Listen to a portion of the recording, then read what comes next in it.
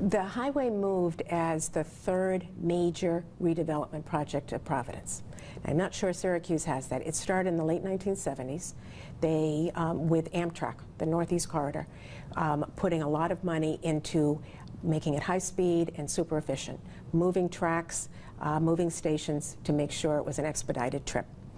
And so that caused rethinking of where the railroad tracks were in downtown Providence, where the hub for the train was. They ended up moving the train tracks. They ended up moving the train station.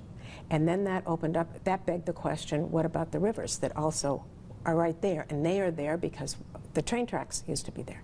So they daylighted the river to create more attractive land. Capitol Center, I don't know if you drove around that area, Capitol Center was the first open up new land for redevelopment to make the city prosper. That happened after these railroad tracks and everything changed. And so all of that led up to, all right, this highway was being thought of. It also bifurcates the city, just like your Highway 81 does.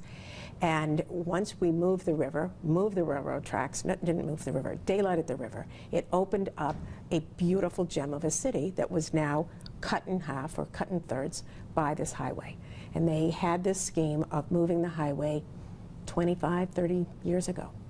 And it took one step following another step. Sort of A happened, and then B, and then C moved the highway.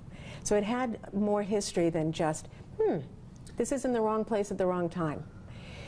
Add to that that there was a state senator that was in D.C. at the time to help push the federal highway dollars forward. That certainly helped. And then time itself. We are rethinking how we're looking at cities. It's no longer from the 50s and 60s to make these huge interstates, just travel from one city to another, smack through the middle of a city. Now we're looking more at cities as destinations.